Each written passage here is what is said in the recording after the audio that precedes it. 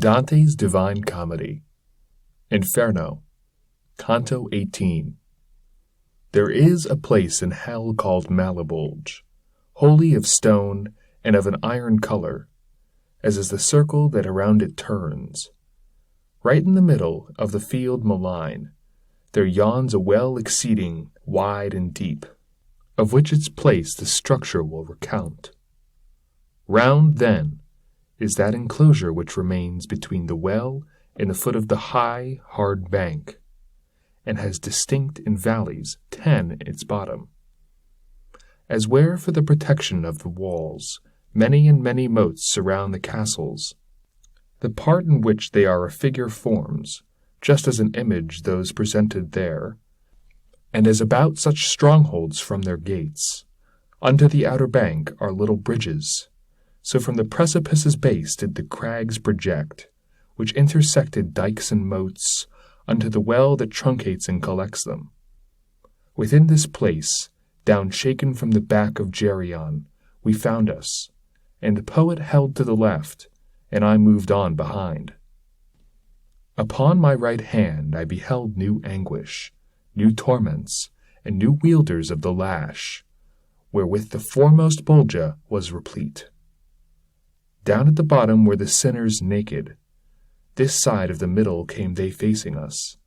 Beyond it, with us, but with greater steps, even as the Romans, for the mighty host, the year of the Jubilee, upon the bridge, have chosen a mode to pass the people over.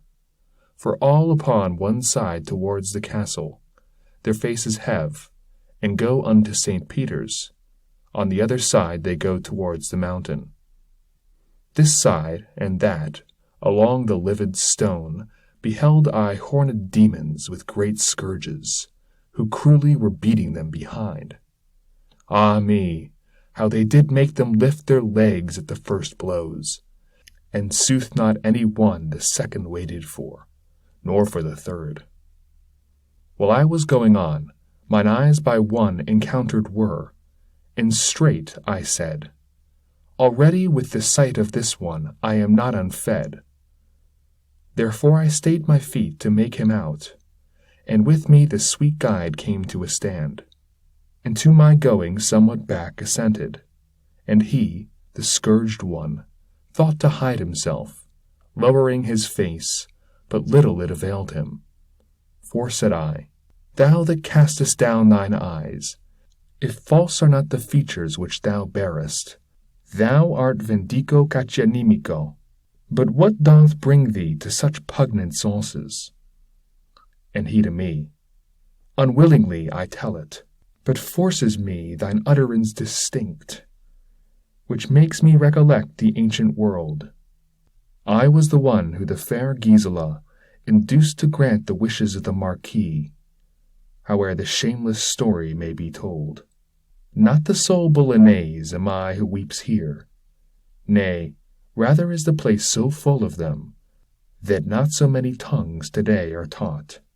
Twixt Reno and Savena, to say Sipa, and if thereof thou wishest pledge or proof, bring to thy mind our avaricious heart. While speaking in this manner, with his scourge a demon smote him, and said, Get thee gone, pander. There are no women here for coin. I joined myself again unto mine escort. Thereafterward with footsteps few we came, to where a crag projected from the bank. This very easily did we ascend, and turning to the right along its ridge, from those eternal circles we departed. When we were there, where it is hollowed out beneath, to give a passage to the scourged, the guide said, Wait, and see that on thee strike the vision of those others evil born, of whom thou hast not yet beheld the faces, because together with us they have gone.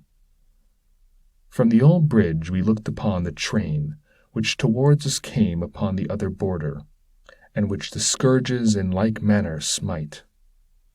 And the good master, without my inquiring, said to me, See that the tall one who is coming, and for his pain seems not to shed a tear. Still what a royal aspect he retains, That Jason is, who by his heart and cunning the Colchians of the Ram made destitute. He is by the Isle of Lemnos passed along, after the daring women pitiless had unto death devoted all their males. There with his tokens, and with ornate words did he deceive Hypsipyle, the maiden who first, herself, had all the rest deceived. There did he leave her pregnant and forlorn.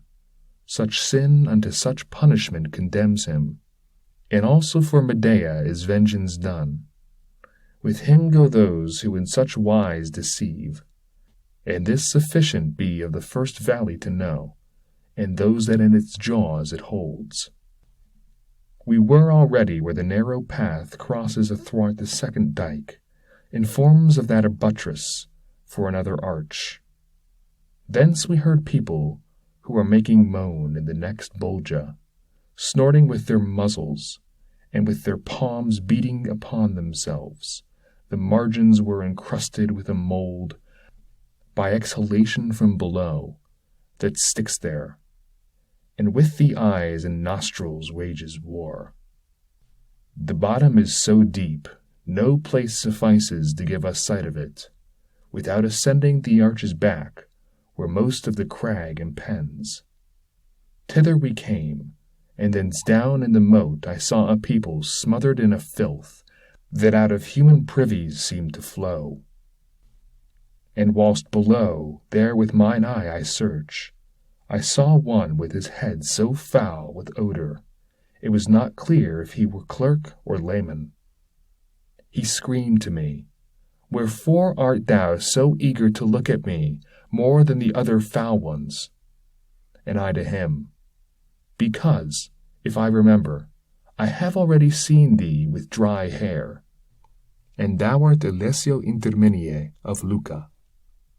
Therefore I eye thee more than all the others." And he thereon, belabouring his pumpkin, "The flatteries have submerged me here below, wherewith my tongue was never surfeited."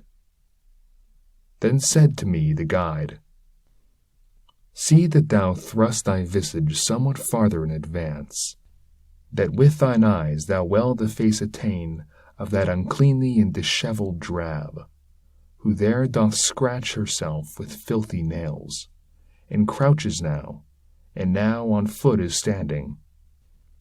Thais the harlot is it, who replied unto her paramour, when he said, Have I great gratitude from thee?